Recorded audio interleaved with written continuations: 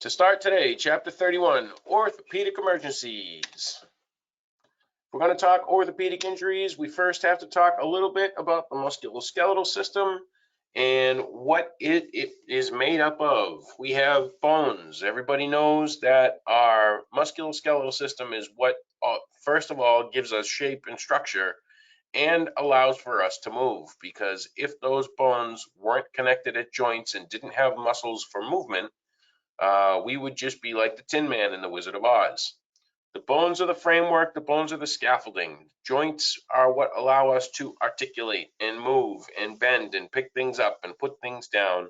And the muscles that we have attached to all of our bones and near our joints are what allow for that articulation. Muscles are going to give us movement. Everywhere two bones come together, we form a joint, and we have cartilage in there for flexibility and some shock absorption and some just smooth and ease of movement. Ligaments connect bone to bone. So our ligaments are going to be what hold those joints together. You hear about in football injuries all the time, right? People blow out an MCL. That means that they have torn a medial collateral ligament, so medial, meaning along the midline, and it really compromises the structural integrity of that joint when we have a ligament damaged. Add to that ligaments and tendons don't have a particularly big vascular supply, so they don't get a lot of oxygenated blood because it's just connective tissue. So those types of injuries are really, really difficult to heal. They take a really long time and they don't heal well on their own. So ligaments connect bone to bone, tendons connect muscle to bone. Tendons are what is going to allow your muscle to actually cause movement in that joint. Because if they weren't connected somewhere, it would just be muscle free floating and that joint still wouldn't move. It would just hang like a noodle. Bones are just dense connective tissue. They're strong. They are really, really strong as far as tensile strength goes. They are very vascular. They are very integral in the creation of new blood cells. They have a very large blood supply, and they are very susceptible to bleeding when they are injured. That's part of what causes some of the pain when we talk a bone injury, is going to be that bleeding and that swelling in the area of the injury. Not to mention, now you add to it all the soft tissue damage that's going to happen, because those bones, being dense, very rigid, very rugged structures, when they break, they don't often break cleanly. They break and they form very sharp, very jagged ends. All of the bones are covered in a periosteum. The periosteum is sort of along the lines of, think our a pericardium, or the visceral and parietal pleura covering the inside of our thoracic cavity. It's a very inflexible structure. That periosteum is very, very susceptible to things like increased pressure from swelling. It can cause a tremendous amount of pain. It can cause a tremendous amount of damage, and it is rich in nervous supply, so it is very painful. We have many different size bones and many different shaped bones. Bones are classified by their shape. We have irregular bones, long bones, short bones, and flat bones. Long bones are things that we've already gone over, and we probably didn't even really hit on it too much. Most of the splints that we apply go on a long bone. We have forearm, humerus. We have the traction splint. So just right there, we're talking about a lot of the splinting material that we've already worked on is meant for the application of long bones. Long bones are just that, bones that are long. We have the vertebrae, which are irregular bones. We have short bones in the ankle and wrist. And then we have flat bones at our scapula and our ribs. So it's really just take a look at what it is. And this is one of the times that the medical community threw us a bone. Waka Waka, because they're named just after what they look like, which is nice. Bones are self-healing. That's great. They will, when lined back up and put in anatomical position, begin to just regenerate and fix themselves. When we have a fracture, that break is going to cause a lot of swelling and a lot of soft tissue damage in the fracture area, possibility for blood clot, vascular compromise, nervous system compromise. And it is important for us to recognize that a bone has been broken and properly immobilize it so that, first of all, it'll begin the healing process and we can stop the damage that's being applied. Interruption of blood supply, as we well know, will cause tissue at the injury site to die. We can't have that. It's already sustained an injury. A rich blood supply is what's going to prevent that injury downstream from getting worse.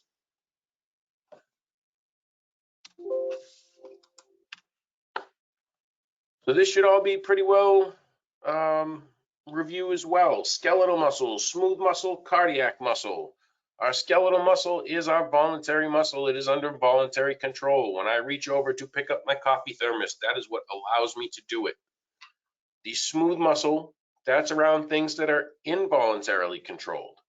So my smooth muscle is in things like my GI tract or all of those muscular structures that we are trying to, say, relax when we give epinephrine to our anaphylaxis patient. We're trying to limit that bronchoconstriction and relax those smooth muscles. Or the same with our asthma patient when we give them their albuterol inhaler and we're trying to end that bronchoconstriction and get their airways to open back up. So smooth muscle are things that we don't have to think about. And last but not least, we have our cardiac or myocardial muscle. Somebody tell me something significant and special about that myocardial muscle.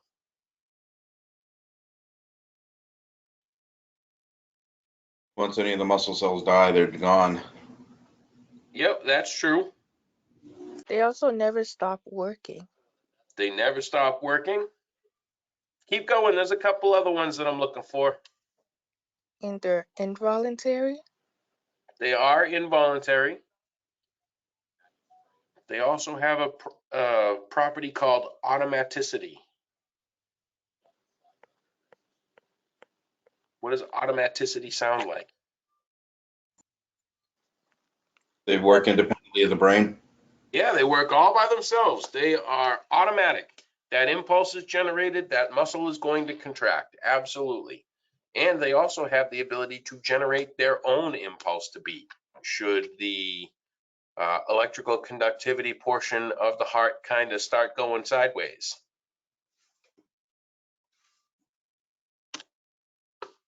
So it took me forever to be able to remember this. I don't know why I found this to be so difficult, but tendons allow the power of movement across joints. That's awesome. But I could never remember that tendons were what connected muscle to bone. So however you choose to remember that, God bless, because I could absolutely never get this straight. So muscles connect tendons to bone and allow for movement. Ligaments are going to now support that joint, attach the bone ends, and give stability and range of motion to that joint. So muscles connect tendon to bone, bone and ligament form joint, make it stable.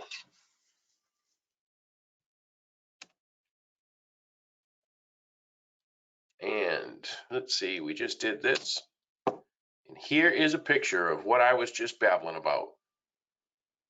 So on the right-hand side, we have a tendon connecting. This would be the knee joint because that looks like the patella. And it is what allows us to contract that muscle, have it actually act on those bones, on that joint, and make my knee bend, make my knee straight, make my knee bend, make my knee straight. But without all of those ligaments and that huge network of ligaments actually holding all of that together, my knee would just be all over the place, because this is sort of a free floating bone without this network of tendon that actually connects everything and holds it together and keeps my kneecap from going all over the place.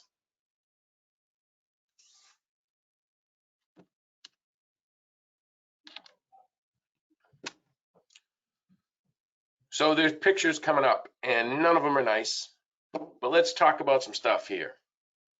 Any break in the integrity of a bone is technically a fracture, period. Now, we don't have x-ray vision, so what we are going to call in the field of emergency medicine a fracture is a painful, swollen, and deformed extremity. Fractures can be open or closed. Open means that the skin has also been compromised. The integrity of the integumentary system has been punctured by those bone ends protruding from the skin at some point. If they're closed, doesn't mean it's any less or more fractured. It just means that at least the insides aren't open and exposed to the outside. Because what happens the minute those bone ends break out of their nice clean shell?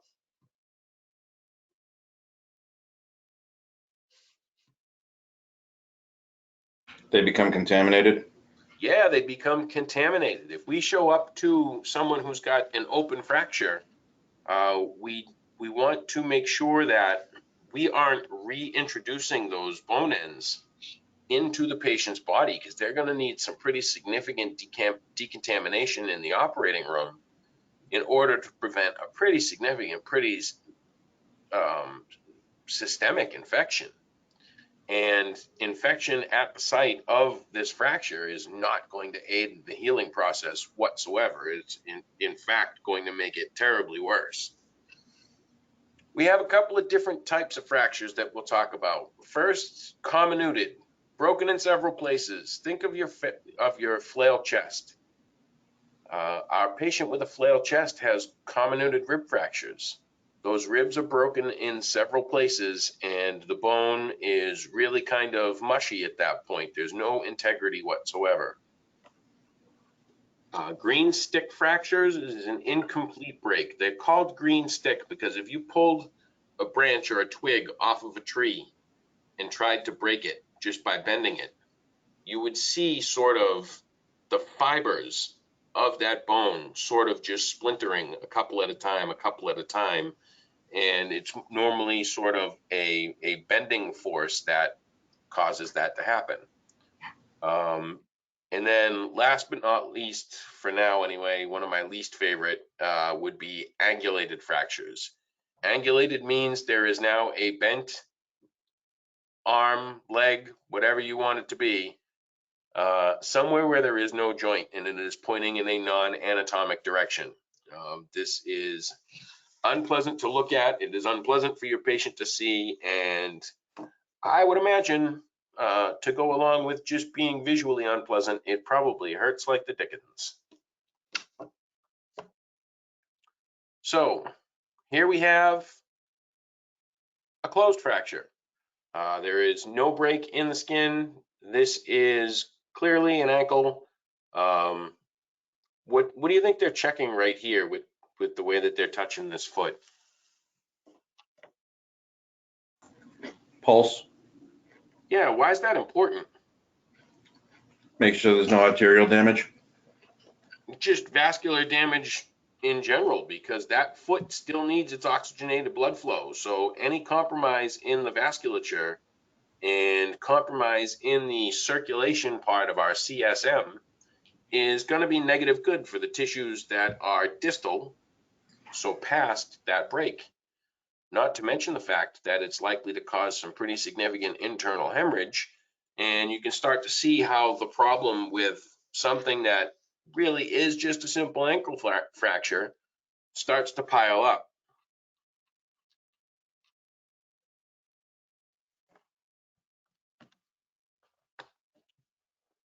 Next, we're going to talk some joint injury here. We have dislocation.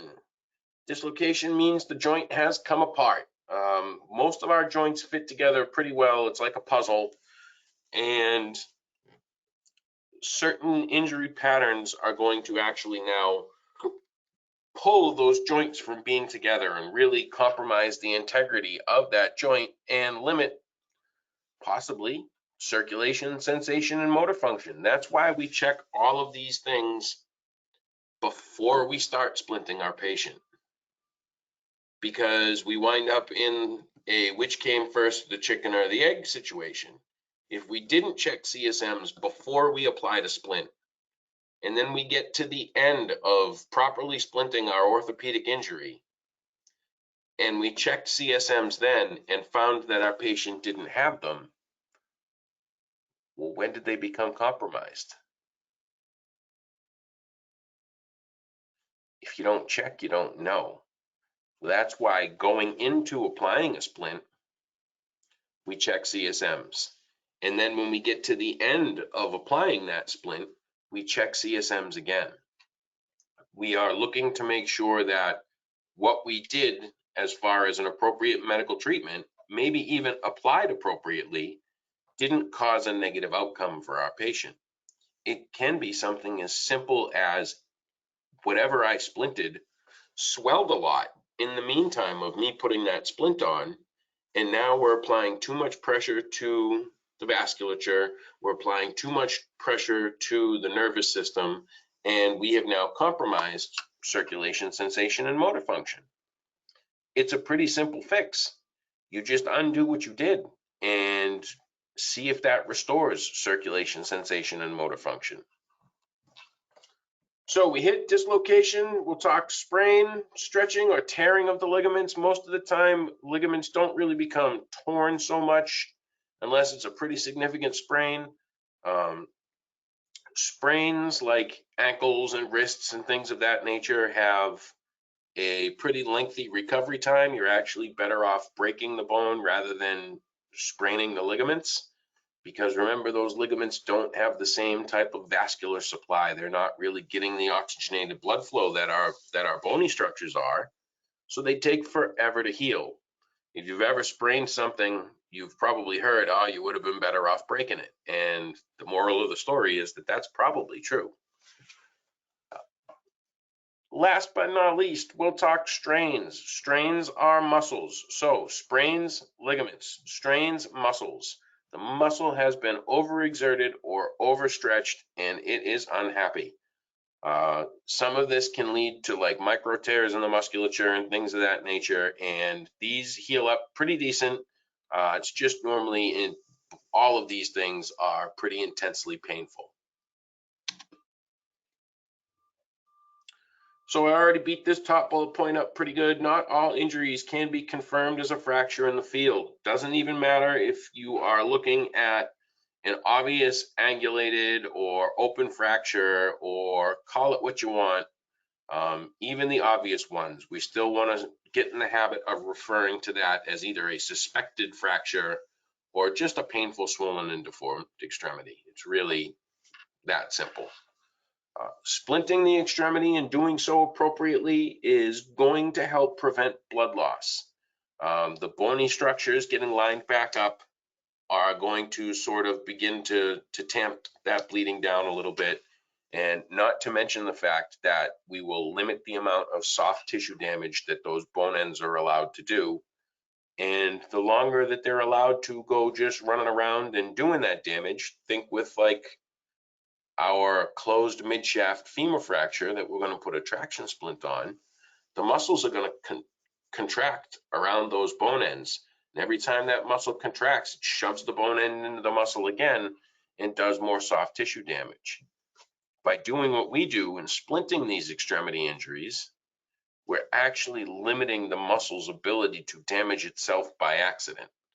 And doing that will help sort of slow down the swelling process. It will help slow down the bleeding process, and it will sort of, I mean, not, again, don't expect your patient to go, oh, thank God, my angulated arm fracture feels so much better. but at least we take a little bit of the burn off. At least we take a little bit of the pain away by just doing the things that we're already practicing to do. When we're assessing musculoskeletal injuries, the rules stay the same. Rapidly identify and treat any life-threatening conditions. What does that sound a whole awful lot like? The primary assessment. Yes, sir. We are still going to make sure that even though we have those distracting injuries and arms pointing off every which way but straight, that we don't overlook level of consciousness, airway, breathing, and circulation. Don't overlook your own safety. We need to make sure that we are not missing the elephant in the room, because it would be very easy to look at some of these grotesque wounds and really nasty looking orthopedic injuries and not see the forest through the trees and really have missed, a life-threatening bleed, a compromised airway, a patient whose respiratory status was kind of cruddy, the developing of altered mental status, and showing me that there's something going on that's pushing my patient towards shock. This is not just an isolated, angulated mid-forearm fracture. This is also, there's got to be something else going on here. We're going to cut or remove clothing. Let's do this within reason. Our simple fracture patients don't need to wind up, sans clothing in the back of our ambulance. If you're evaluating an arm, cut the shirt. If you're evaluating a leg, cut the pants. If you're evaluating a multi-system trauma spread throughout the entire body, okay, that patient winds up in their birthday suit. One too far. So we're going to talk compartment syndrome here. Compartment syndrome is a progressive illness. This is the buildup of cellular damage caused by the swelling that some of these fractures will actually impart. So we'll have swelling, and sooner rather than later, the tissues lose the ability to swell sort of externally anymore, and all of that pressure gets transferred into the body. And we'll have compression of the arteries and the veins and the nerves. And if something isn't done to relieve the pressure, they may actually wind up having to remove the limb just based on that cellular damage and the anaerobic metabolism and the cellular hypoxia, and sooner rather than later leading to tissue death. So, if you take a look at this leg here, you see a pretty big hematoma right here. Let's see, I'll mark it with the spotlight. So we have a pretty big looking hematoma. We see a foot that barely even resembles a foot when you really think of the shape of your own foot. Look at how swollen and wide and angry all of this looks. So that's going to cause this guy some pretty significant issues, and all of it has to do with swelling.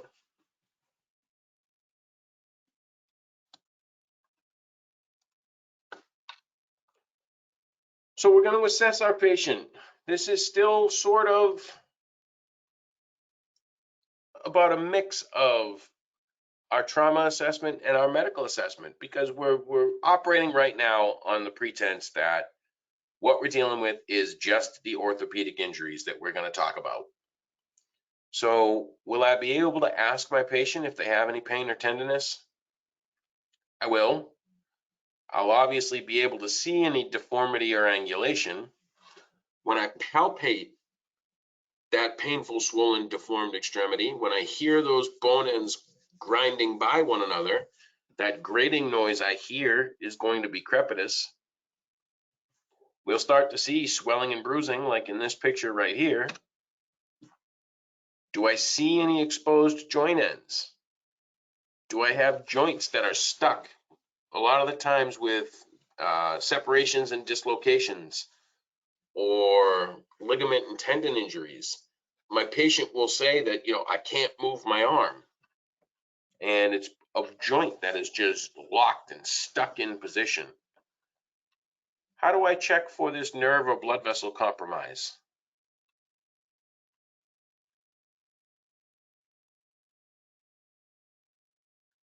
Check for a pulse. Check for a pulse.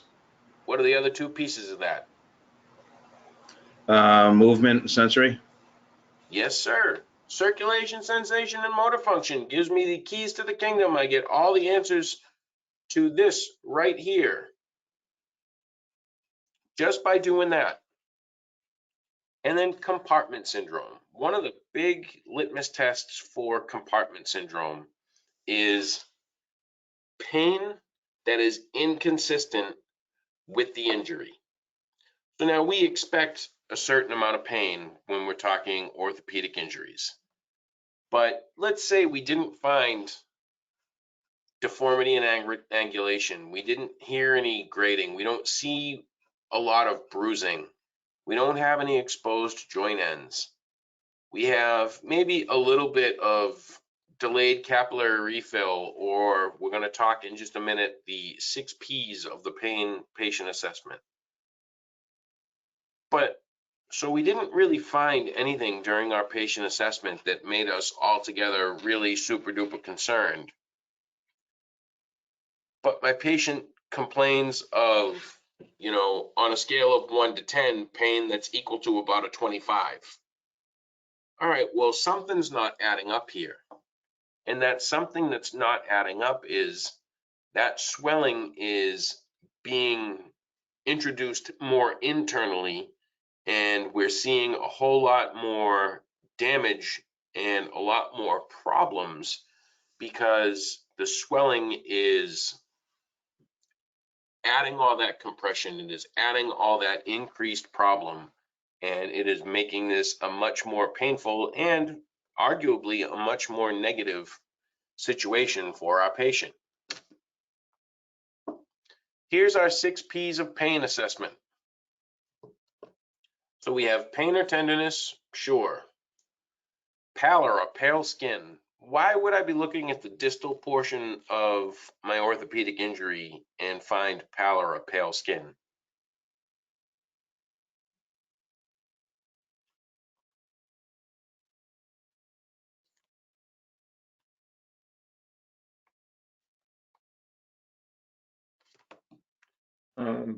Pale scale can indicate to other issues, or What issue specifically?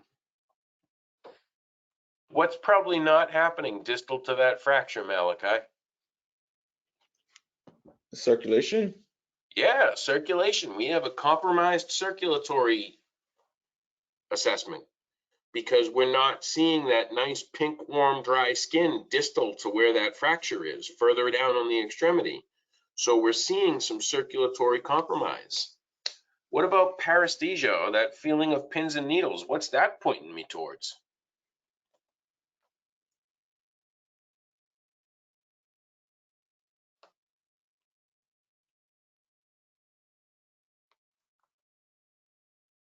If poor skin color, temperature, and condition is telling me that I have circulatory compromise, that's the C in CSM.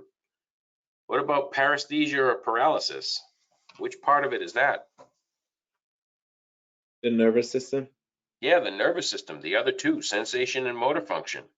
So if we have some changes during this pain assessment when we're evaluating our patient, we know that now not only is the structure in question compromised, but the surrounding and the supporting structures as well are also showing some signs of compromise. Some of the things that we need to ask ourselves during our evaluation here is, do these musculoskeletal injuries add up to a serious multiple trauma? So think about your femur fracture here for a minute. Femur fracture has the ability to both lose and hide almost 2 liters of blood in that surrounding tissue and from that femur fracture without ever spilling a drop of blood on the ground. Then think of any vascular compromise that happens. What's that femur right next to?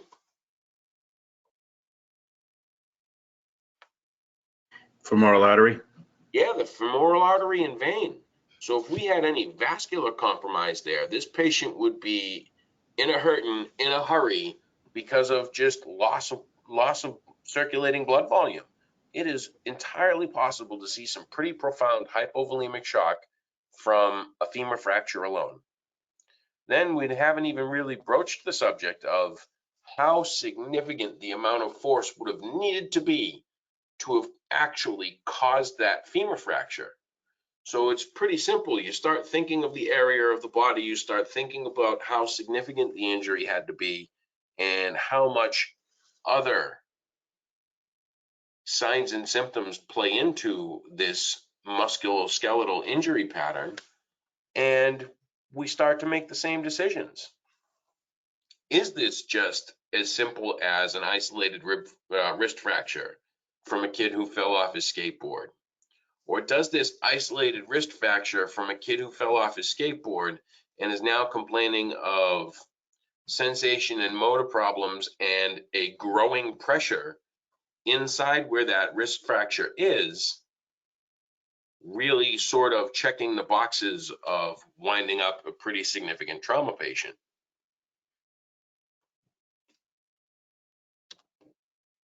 When we talk patient care, we begin in the same spot all the time. Our standard precautions, that's our BSI. We perform our primary assessment. We make sure that we have taken spinal precautions for anybody that we deem it necessary for. We're just going to get in the habit right now of trauma means I direct my partner to maintain C-spine stabilization. We're going to splint any suspected extremity fractures after treating life-threatening conditions. Now, let's draw a line in the sand here for a minute. Our patient, when we do a trauma assessment, the problems you are going to find on that patient are some form of airway, breathing, or circulatory issues. So your primary assessment is going to be key. Treating your primary problems is going to be key.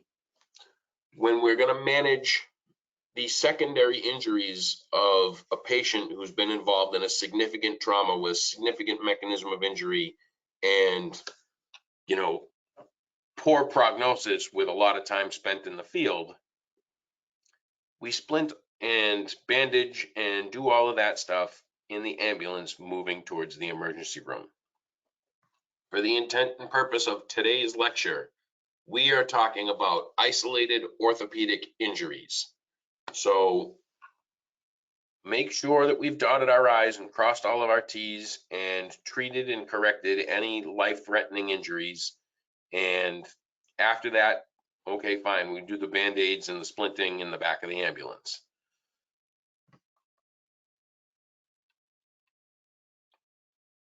That good by everybody? Are there any questions?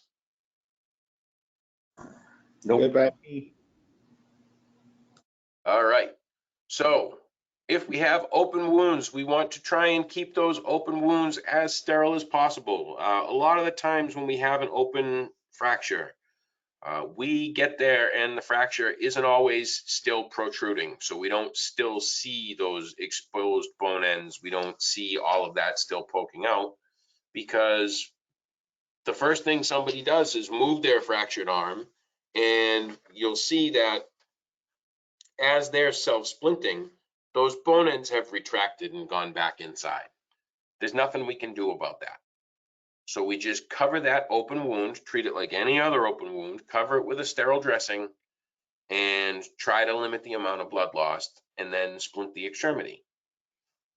If the bone ends are still exposed, the same rules pretty much still apply. We cover those exposed bone ends with a sterile dressing, and we splint the extremity.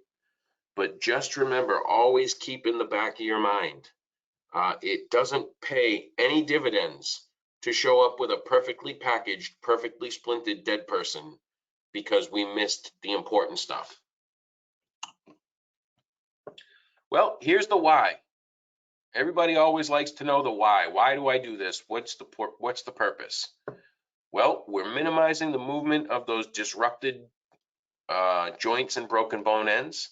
So we're minimizing the patient's ability to cause their own circulatory sensory and motor function problems. Easy for me to say. And we are doing what we can to make sure that that injury gets no worse from the moment that we arrived. We are limiting the body's ability to, again, further injure itself by causing nervous system compromise, puncturing blood vessels, shredding more muscle with those sharp bone ends.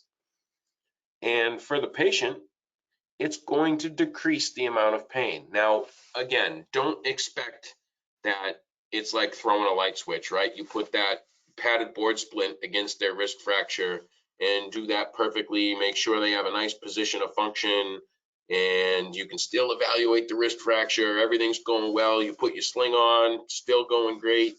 You swap it so that now that arm is nice and packaged right up against the patient's chest, and your patient goes, "Oh, thank you. My pain is now a 0 out of 10. That's not real life. What we're looking for is some decrease in their amount of pain. We're not going to make it go away, even if medics showed up and started pushing them full of fentanyl. That doesn't make the pain go away. It just makes the perception of the pain less intense. Here is something we are going to talk about. This is another one of those don't expect a Christmas card situations. If we find an extremity that is non-anatomic and we can't really splint it appropriately, we are going to try and realign that extremity and splint it in an anatomic position. If it's not realigned, splinting is going to be pretty much impossible, and that's going to just increase the amount of pain and increase any further injury. Now let's add to that. If when we check distal circulation, sensation, and motor function on a fractured extremity or a suspected fracture site, and we do not have a positive test for circulation, we are going to have one attempt at realigning that and restoring circulation. You're going to have, first of all, have your partner hold on to the patient and stabilize the extremity. And we are going to pull along the long axis of that bone, trying to realign everything and restore circulation. They say in the book, gentle traction. It's really, gentle is a confusing term because it's going to take a decent amount of force. What they mean by gentle is don't grab a hold of the patient's foot and yank. It's a pulling motion, like you're playing tug of war with the patient's arm. If at any point during the realignment process of an extremity injury, you meet resistance, cease and desist. Splint it in the position that you have in front of you and call it a day and transport to the emergency room. We're not trying to, increase the amount of breakage or increase the amount of problem. If you go to pull along the long axis of that bone like you're supposed to and it doesn't want to give, don't keep pulling.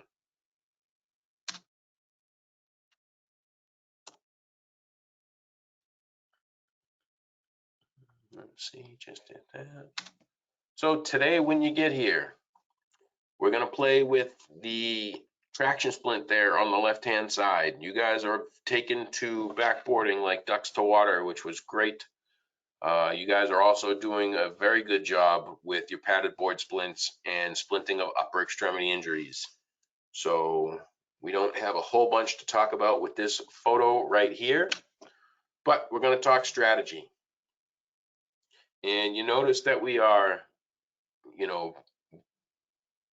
beating it up here.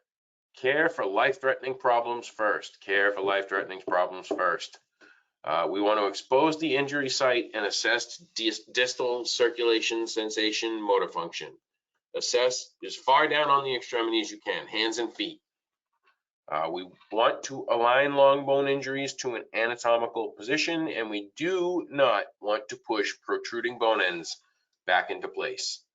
We are just setting that patient up for disaster if we go ahead and do that.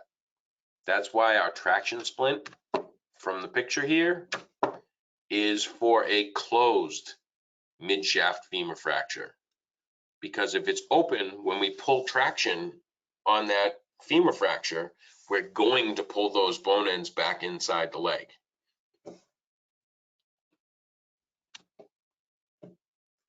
When we immobilize a patient, we are going to immobilize the injury site and the adjacent joints or adjacent long bones.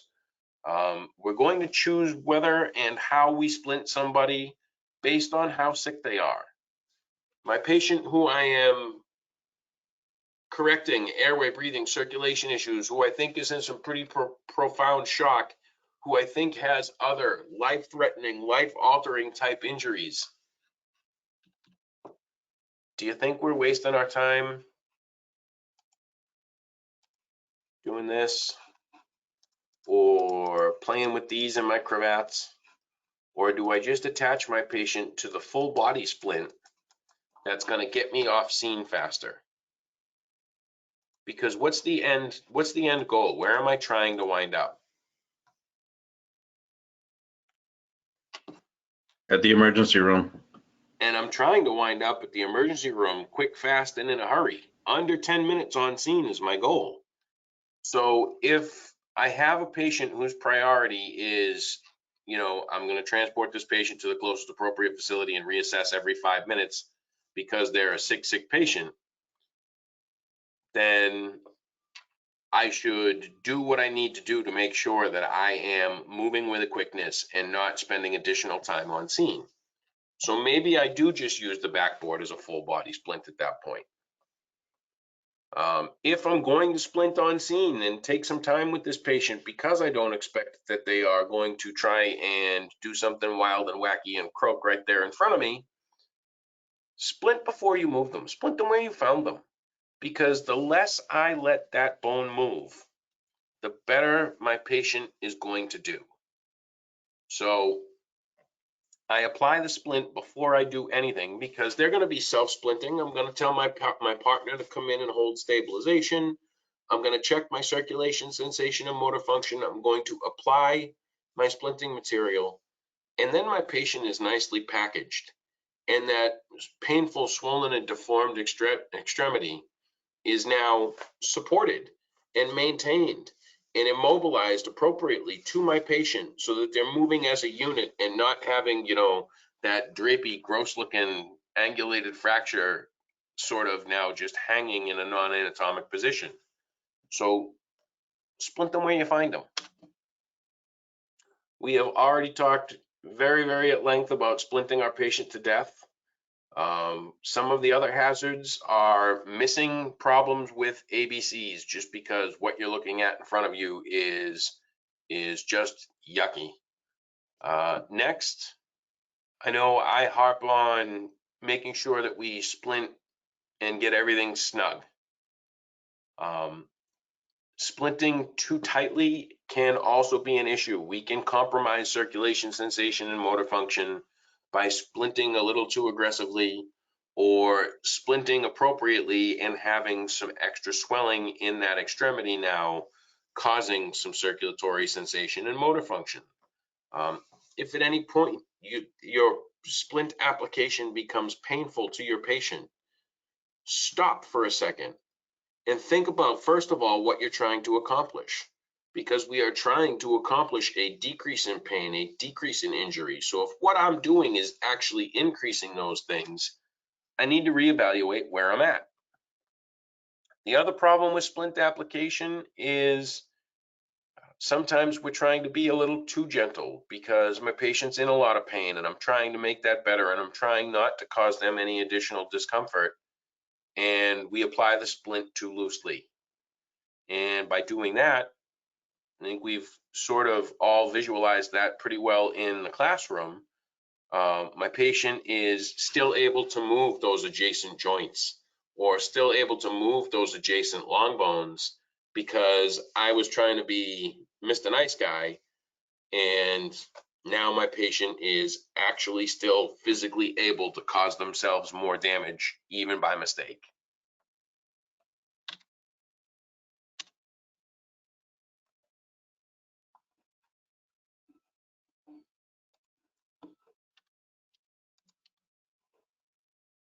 Let's see.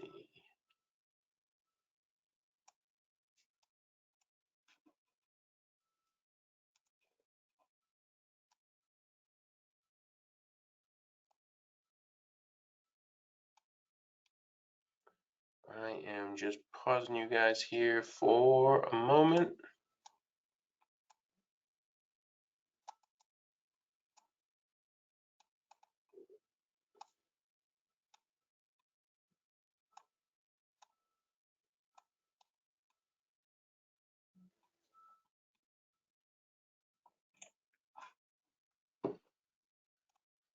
So I know we've talked pretty well at length about upper extremity injuries.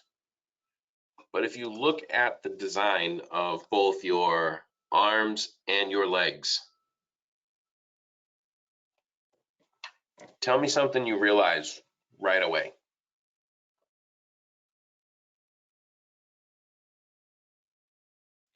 Do your humerus and your femur look kind of similar? Just shorter. Just shorter. Do your radius and your ulna and your tibia and fibula look kind of similar? Same answer. Ankles and wrists, feet and hands, elbows and knees, hips and shoulders. It's like a mirror image of itself. It's just compressed. It's a little bit smaller. So any of the splinting strategies that you guys already know for upper extremity injuries, with the exception of what you're looking at on your screen right now for a femur fracture, can be used to splint like a knee or a tib fib or an ankle. Ankles, a lot of the times, believe it or not, we will use a pillow and a roll of tape to splint an ankle injury. And it splints the hell out of an ankle injury with a pillow and a roll of tape. It is beautiful how slick that works. You'll see all these pictures in your book. It's going to talk all sorts of theory, and you guys already not only are doing this stuff, it took one day for most of you to actually get pretty good at it. So let's talk traction splint here for just a couple of minutes, and we're going to get into some of the more picky pieces of this. So traction splint, its job is to counteract those muscle spasms that are happening around that fractured femur and counteract the femur's ability to just move back and forth and shred all of that soft tissue and all of that vasculature and all of that nervous system and just cause an unholy amount of injury to your patient. What we're doing is we're pulling traction along the long axis of that bone. And by doing that, we're realigning those bone ends. Here we use a bipolar traction splint. That means there's two poles, one going down either side of the patient's leg. What we're looking for as far as how much traction is pulled, now this is, remember this number because this is the book, this is dead from the textbook. We want to pull about 10% of the patient's body weight in traction. That's about how many pounds of pressure we're going to use. Now later, when you look at the traction splint, I want somebody to tell me how I'm supposed to measure that, because there is no gauge, there is no dial, there is no nothing on that traction splint that will tell me when I have pulled 10% of my patient's body weight and pressure. So really what we are trying to do with a traction splint is we are going to pull traction until the legs are the same length, because a femur fracture like this will actually shorten the affected leg. We are going to pull until my patient feels relief, and we are going to pull traction until mechanical traction has taken over for the manual traction that my partner is holding on this leg. Because the way we operate this piece of equipment is, first of all, BSI scene safety. And I have my partner come in and manually stabilize the leg. So my partner's going to come in and hold that leg and pull physical manual traction. I'm going to take my traction splint and I'm going to measure it against the leg that is uninjured, because I know that the injured leg is going to be shorter. So I measure my traction splint, I assess my CSMs, make sure that everything is in order, and I begin securing my patient to the traction splint. So we have a proximal securing device and a distal securing device. Because remember, this piece of equipment is not attached to my patient yet.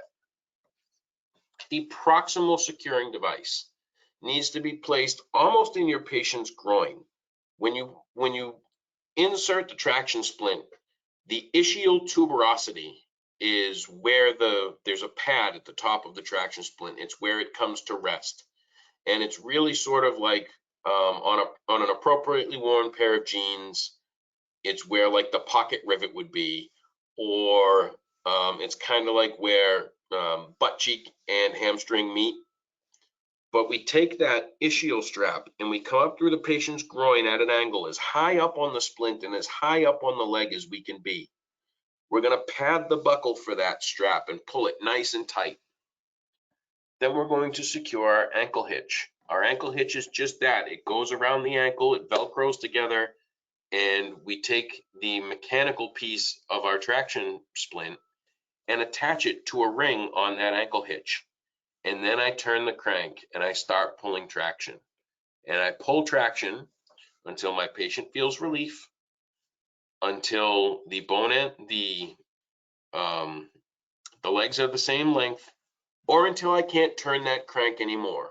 And all three of those things should line up pretty well. After I do that, there are 4 stabilizing straps that attach to my patient's leg. So I want to go 1 above the fracture, 1 just below the fracture, just above the knee, 1 just below the knee, and then 1 distal down towards the ankle hitch. And then how do you think I end my splinting? CSMs? CSMs. I'm going to reassess my distal CSMs to make sure that I didn't do anything or nothing happened in the meantime to compromise that. And we're going to secure the patient to a longboard. We're going to immobilize the splint so that it doesn't sort of get all bounced and jostled around. And we're going to transport this patient to the closest appropriate facility with an ALS intercept en route. So here it is in pictures. We have my partner stabilizing. I'm checking CSMs.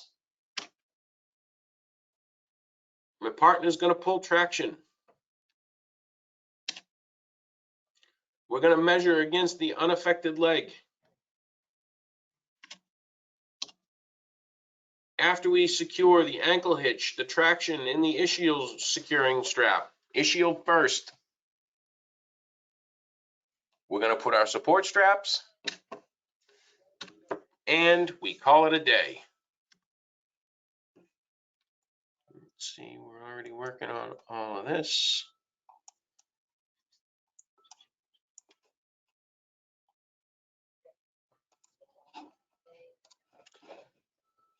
So I mentioned that a femur fracture is going to make the leg of my patient a little bit longer. I mean, a little bit shorter. And that will tell me that I probably am dealing with a femur fracture. Hip dislocation is also going to present with its own little bit of sort of nuance as far as signs that I can expect to see. And it's right there for the looking at. We're going to have rotation of the leg inward. So when the hip comes out of the joint, and comes out of the pelvis, that means it's no longer sitting in line the way that it's supposed to. And most of the time, that will cause the foot to turn inward on my patient. It also can make the leg a little bit longer.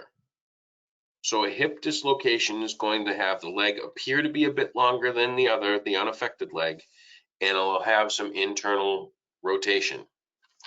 If my patient has a suspected pelvic fracture, I can expect external rotation on exam.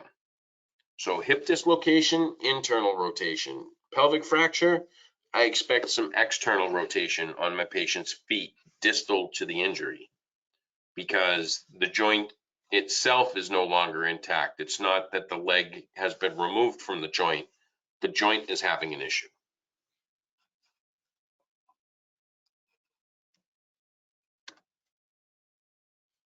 But not much has changed. We assess our distal CSMs, and this one's pretty easy. We either use a scoop or a long backboard to get the patient, which will most likely be found on the floor, pretty well splinted. We're going to use pillows and blankets to pad any voids that we have so that those injuries can't continue to progress and just flop around all willy-nilly.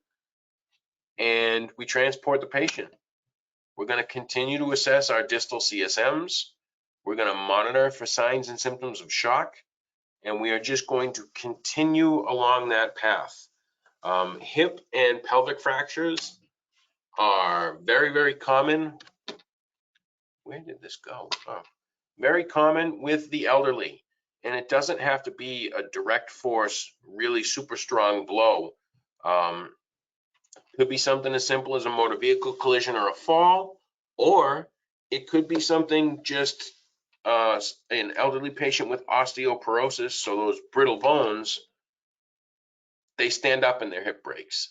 It is just sort of a product of aging that they become a whole lot more brittle and really will have some pretty significant orthopedic type injuries from things that you or I wouldn't even bat an eye over. So always have that increased index of suspicion for your elderly patient with especially hips and pelvises, and pay close attention to the signs that their lower extremities are showing you, as far as, all right, do we have one leg longer than the other? Do we have internal rotation? Do we have external rotation? And that might give you a pretty decent clue as to what's going on. And then we circle right back to how much blood are they losing? How significant is this injury? Pelvises can be a lot of blood loss. Femur fractures can be a lot of blood loss. We can have tissue hypoperfusion. We can have hypovolemic shock without ever seeing a single drop of blood. And we start to really get the ball rolling and get our motor running a little bit, that, all right, now I'm starting to notice some small alterations to this patient's mental status, and an increase in their respiratory rate, and an increase in their pulse rate, rhythm, or quality. And I'm starting to now see some changes in their skin color, temperature, and condition. And if it looks like shock and it sounds like shock, we should probably have this patient lay flat and keep them warm and oxygenate them and get them the hell out of here so that they can get the treatment that they need in order to not continue that negative cycle, which shock just feeds itself right into the meat grinder.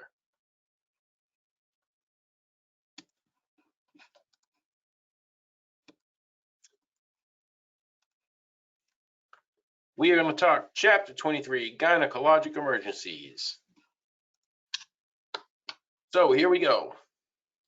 First of all, the introduction. Women are uniquely designed to conceive and give birth. That is a fact. The area that we're going to speak of today is susceptible to problems that do not occur in men. The female genitalia, the external pieces anyway, are the vaginal opening, the labia majora and labia minora, and the clitoris. The actual bits and pieces that are the reproductive organs that we're going to speak of are all internal. Ovaries are on the lower, so abdominal pelvic area of our patient on either side of the abdomen. The ovaries will produce an ovum, produce an egg, and the fallopian tubes connect the ovaries to the uterus. That egg will travel through those fallopian tubes down into the uterus, and the uterus is where a fetus will implant and begin to grow. The vagina is the outermost cavity of the woman's reproductive system. That is what we think of as the birth canal when a baby is being born. Here we have it all in picture form. So we have the ovary on either side of our patient's abdomen, left and right respectively. Once that egg is released, it goes up into the fallopian tubes, travels along its merry way to the patient's uterus, and at the floor, so the more inferior portion of our patient's uterus, we have the cervix. The cervix is what separates the uterus from the vagina or birth canal. Ovulation and menstruation begin in puberty. There's no real way to measure this as far as when a female patient begins puberty. What we look for when we talk puberty is just what the American Heart Association told us. It's going to be underarm development in a male patient, and it will be breast development in a female patient. We have menarche is the onset of menstruation. It generally occurs anywhere between the ages of 11 and 16 and will last until around the age of 50 or later, depending, when menopause occurs. Every month, an ovum is released into the fallopian tubes. That is what's called ovulation. The process of fertilization begins when sperm are deposited into the vagina and pass through the cervix to the uterus, and that is where that ovum will become fertilized and begin to become an embryo, and that embryo will implant into the uterine lining, and that is where the baby will grow and develop. If that doesn't happen, so no baby is made, fertilization won't occur, and the lining of the uterus actually begins to separate, and menstruation begins and lasts for somewhere around a week. There are many causes of OBGYN emergencies. We're going to leave the OB part out because we'll talk about delivering babies later in the week. We'll talk just gynecology at the moment. And it could be anything from sexually transmitted disease to trauma and really anything in the middle. I know this popped up on some EMS testing questions that you guys had seen. Pelvic inflammatory disease is an infection of the upper organs of reproduction. So think of it. All of those organs, the uterus, the ovaries, the fallopian tubes, lie internally up inside the pelvis, just below our lower abdominal quadrants. So where do we think we're going to see a complaint of pain for someone like this?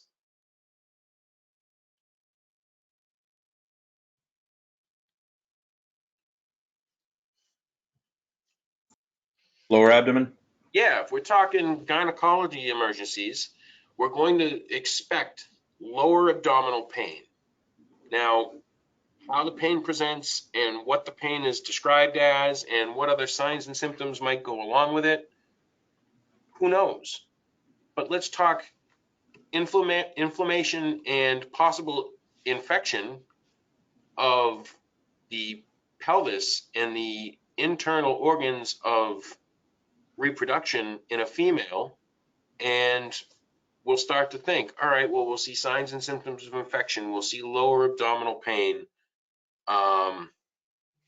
We'll talk about some of the risks downstream. Ectopic pregnancy is something to be on the lookout for sure in any female who is sexually active and of childbearing age. An ectopic pregnancy is when that ovary releases an ovum, releases an egg, And rather than being fertilized and implanted in the uterine wall, it actually gets implanted in the lining of the fallopian tube. Now, the uterus is a large, hollow, muscular organ that is, through years and years and years and years of evolution, made for growing and developing babies. If the fallopian tube, which I can go back a couple of slides here, and we look at how narrow and small that is, if a baby starts to grow and develop in there, we're going to have trouble. It's going to be some pretty significant abdominal pain. It is likely to have some pretty significant bleeding. I got lost here. Here we go. And internal hemorrhage that now presents to the outside, because all of these organs are directly connected to the outside of my patient, is going to be hemorrhage that I can't really do anything with or about. But what are some things that I can expect if I have a patient who complained of all these lower abdominal problems with a significant amount of vaginal bleeding? What are some things that I already know that I should be expecting?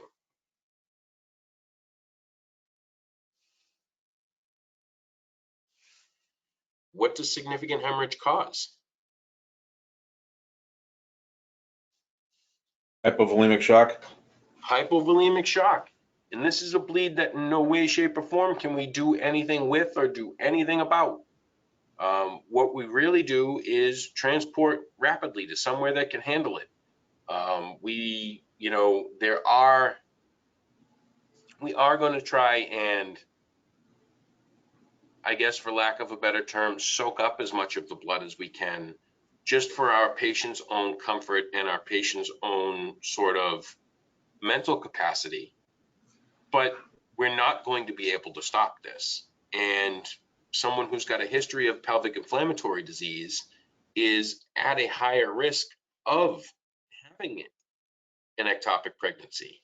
So these are some things that we need to start. All right, I have lower quadrant abdominal pain, 30-year-old female, and history of PID. All right, well, this could be, and then you start asking some of your assessment questions, which we'll get to in a couple of minutes. STDs can be a sort of big cause of pelvic inflammatory disease. Most text that you'll see now actually calls them STI, sexually transmitted infection, as opposed to disease. We have things like chlamydia, gonorrhea. Next coming up is bacterial vaginosis. It can cause, again, circle right back to pelvic inflammatory disease. And most of these are very, very easily treated.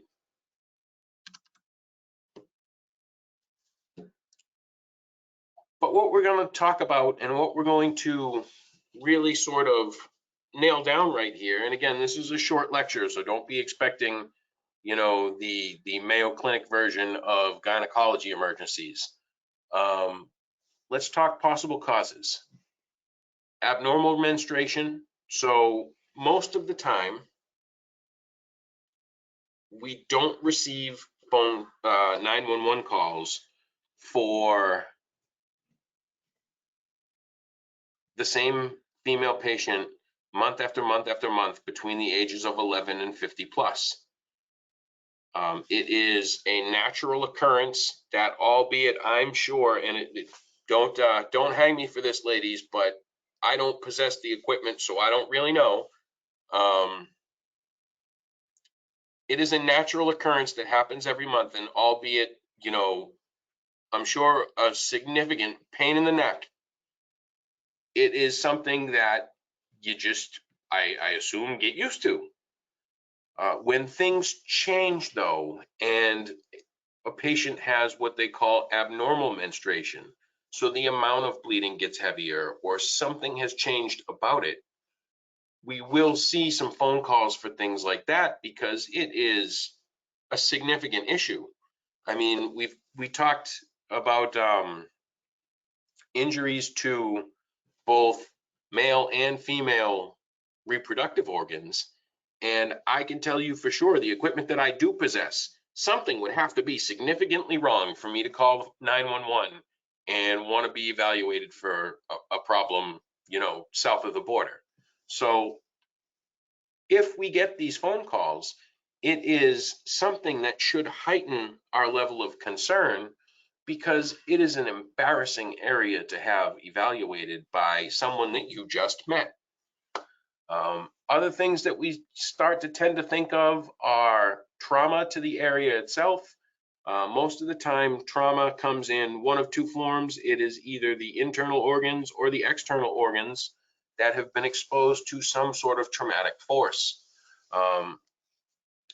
Know that these are very vascular, very blood-rich organs that will present as just an unbelievable amount of blood loss. Whether they're internal or external, they're just very vascular, they're very nervous, so they are going to cause a significant amount of pain. Ectopic pregnancy, we already touched on just a little bit. Spontaneous abortion is the medical terminology way to say miscarriage. This is a patient who will probably report to you that they are pregnant and they are now experiencing some pretty concerning signs and symptoms. They may be passing tissue and large amounts of blood, and they want to go in and be evaluated. What I can tell you from personal experience is this is not a happy occasion, and nobody gets to go home and have a good day after this. Cervical polyps are just, they're like almost like skin tags that grow either on the cervix or inside the uterus. There could be uterine polyps as well, and they will sometimes cause an abnormal menstruation and a pretty large amount of bleeding. And really last on our things to think about list would be cancer. If does happen to be some form of female reproductive cancer, there's not a whole lot we can do except get on about our business of assessing the patient. First things first, scene safety BSI. We are talking a significant amount of bleeding. This is already at least the second, if not third time that this lecture all by itself has mentioned it. So be prepared. Be ready with some dressing and bandaging material. We are not going to, now I know we talked wound packing and direct pressure and all of that stuff. If the bleeding is internal in nature, so we don't see direct trauma to any of the external structures, we don't want to stop that bleeding. There's nothing we can do. We're not going to direct pressure or pack anything inside of our patient at this point. Our job is going to be to realize that there is a significant internal bleed and transport this patient right away. If it is the result of some form of external trauma or external injury, you may be dealing with some form of sexual assault. Definitely take a look at your mechanism of injury and see if it matches what you're finding on evaluation, what you're finding on assessment. Continuing on through our assessment, we're going to have our general impression. Always, always, always, airway, breathing, and circulation. We're going to pay special attention to our skin color, temperature, and condition when we're talking gynecologic emergencies and our circulatory status. We want to make sure that we don't miss the little nuances that tell me my patient might be heading for shock. We want to make sure that their general impression and their mental status aren't deteriorating. I want to make sure that their skin color, temperature, and condition isn't starting to go towards the pale, cool diaphoretic, and I need to change my treatment priorities at that point. It says here, most gynecologic emergencies aren't life-threatening, but they can be life-threatening just with the amount of blood loss, and at very least, they can present as pretty well life-altering. If you saw on pelvic inflammatory disease, you can have problems up to and including sterility. The same thing goes for any of those other STIs that they mentioned. Add to the fact now that just an ectopic pregnancy all by itself can limit a female's ovulation by 50%, because that ectopic pregnancy, if it causes damage to the fallopian tube, can make it so that now only one side of your patient's ovaries are actually able to release an ovum for fertilization. We always investigate our chief complaint. Some questions are extremely personal.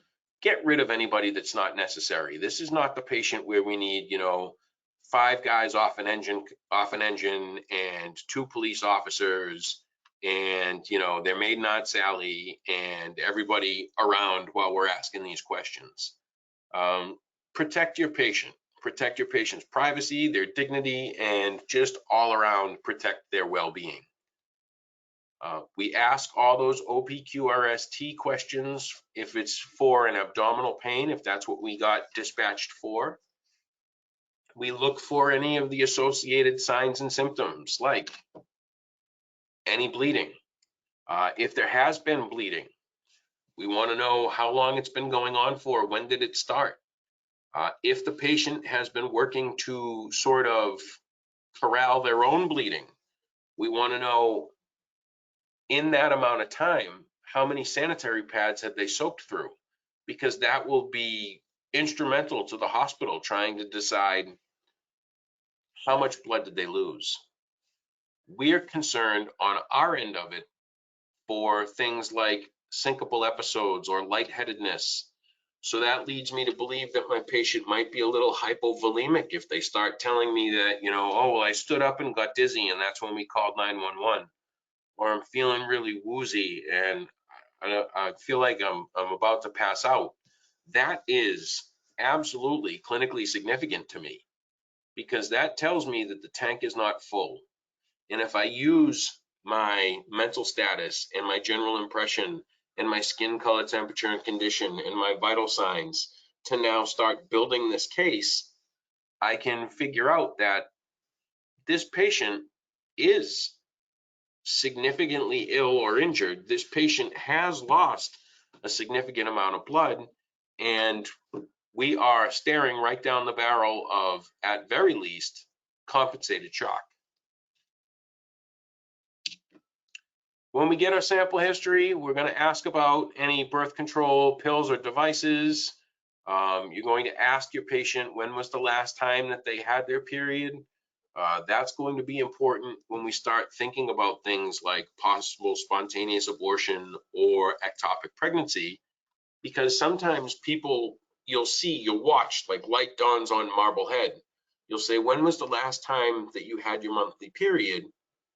And the patient will go, oh, like 8 weeks ago. And then you ask them again, hey, is there any chance that you could be pregnant? And the answer is generally, well, I didn't think so until just now. And then it starts sort of, again, we're stacking up. All right, well, this patient could have an undiagnosed pregnancy. We could be looking at an ectopic. We could be looking at a spontaneous abortion. We could be looking at other problems associated with being pregnant and developing a baby. And we really sort of just start gathering our information.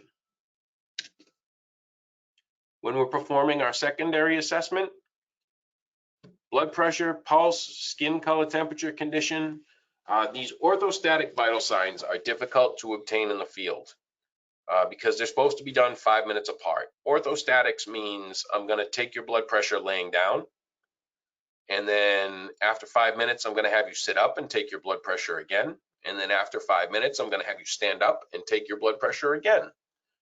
And what I'm looking for is, does my patient's blood pressure have a significant drop? And does my patient's heart rate have a significant increase with these changes in body position? And really all it's showing me is my patient hypovolemic when they move around? But I can always just take a blood pressure and then 5 minutes later take another blood pressure and keep a close watch on mental status and skin color, temperature and condition, and all my other vital signs. And I can just decide to treat for shock ahead of time rather than spending extra time on scene with someone who I know has only a limited amount of blood and is already complaining to me of having lost what would imagine to be a significant amount of blood, whether I saw any of it at all or not. When we're doing our assessment, our inspection, palpation, and auscultation of a patient during the secondary assessment, we're going to be looking for distension, tenderness, and rigidity in the abdomen, specifically in the lower quadrants. We're going to ask about and visualize any genitourinary bleeding. Our neurologic, our mental status is going to be very, very important. The more blood my patient loses, the worse their mental status is going to become. As far as significant physical exam goes, should be done on a limited basis and only examined visually if absolutely necessary. If my patient tells me that they've had some significant vaginal bleeding, hey, you know what? I take your word for it. If my patient tells me I had a trauma, I fell and cut myself on a fence post, or I whatever the case may be, you know what? That's good enough for me. Have you been able to do anything to slow down the amount of blood loss? Do you need me to give you anything to start to soak up some more of that blood? I don't need to go and visualize and inspect and do all of those things, because at that point, am I really providing what's best for my patient?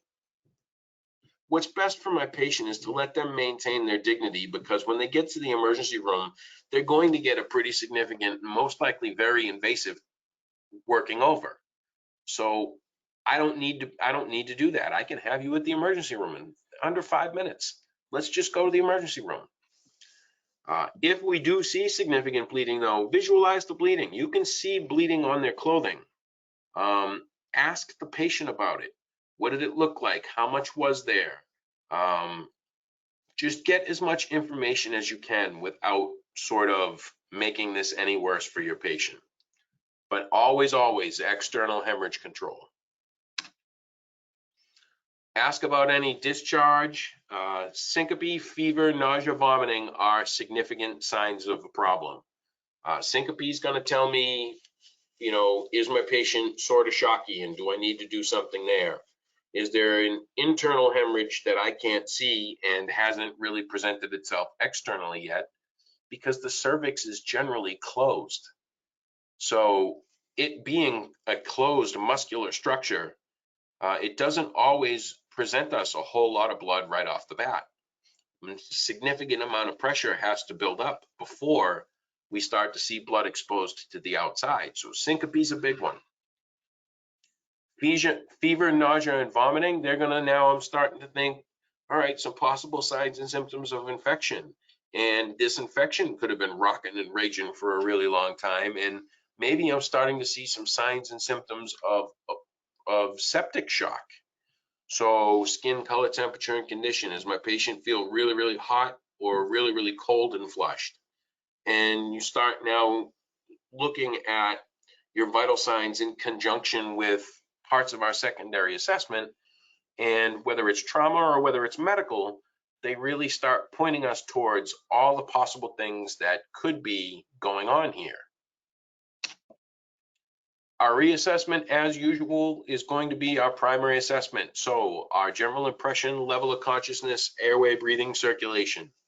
There is decidedly little and decidedly few interventions that we actually have in our playbook for a gynecologic emergency. So what do you think probably our best course of action and our best treatment for this patient is going to be?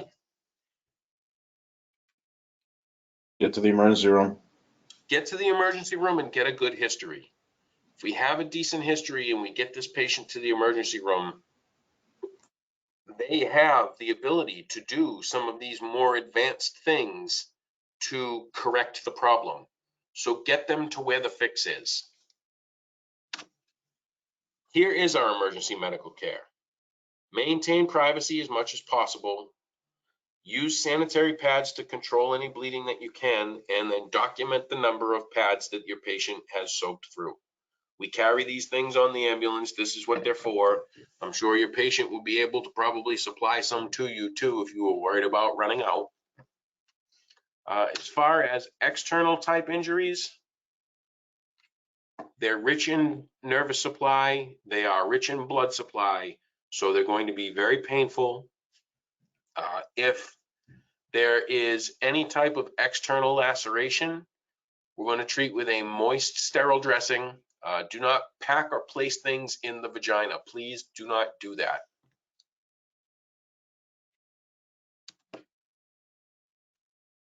Our PID or STI patient, their primary complaint is going to be abdominal pain.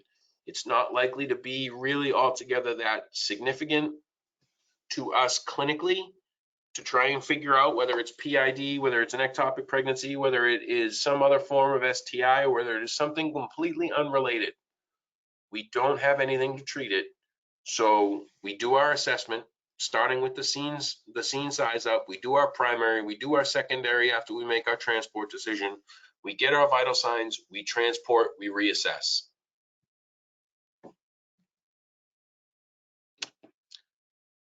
And the last couple things we have to talk about here is sexual assault. Not only are these things common, they are becoming infinitely more common as time drudges on. A lot of what we're going to do for these patients is not medical in nature. A lot of the good that we can do for our victims of sexual assault and rape that we transport is supportive care, is really just being there and being professional and letting them know that the bad portion that has happened to you already, I can't make that go away. But what I can do is try and do my best to help you right now. There's nothing I can do to take away what has happened, but I am somebody who, once I am on scene, I can make sure that no more bad is going to happen to you from that moment on. We are generally the first person they will have in contact with after this has happened to them. Be sensitive, be kind, be tactful, be a professional, and really just take good care of your patient's mental state at this point, because most of their problem is not going to be significant of medical or trauma in nature that there's anything we can do about. But people won't always remember what you did for them. They will remember how you made them feel. And I have lived every day as an EMT trying to remember that. And I would want someone to be nice to my wife or my mother or, my niece. So I would expect that everyone would feel the same. Some of the things we do need to keep aware of are the use of date rape drugs. They may cause your patient to be unresponsive or somnolent. They may have amnesia of the last 12 to 24 hours. If it at all possible, allow your patient to be treated by an EMT of the same sex. Generally, that does help with some comfortability there.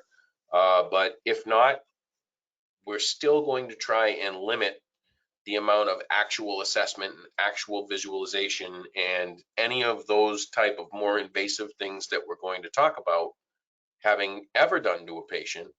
So just sort of treat this one with a little bit of hands-off approach and just be somebody who's there for your patient.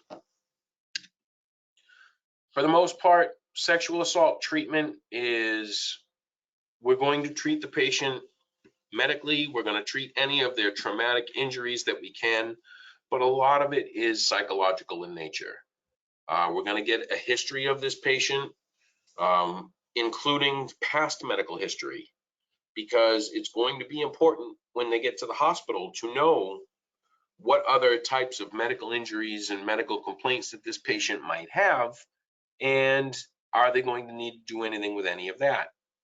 As far as preserving evidence go, we want to encourage the patient not to change, not to shower, not to use the bathroom, not to brush their teeth. If there is any evidence that you are going to be transporting with you, it goes in a paper bag, not a plastic bag. Plastic bags ruin evidence.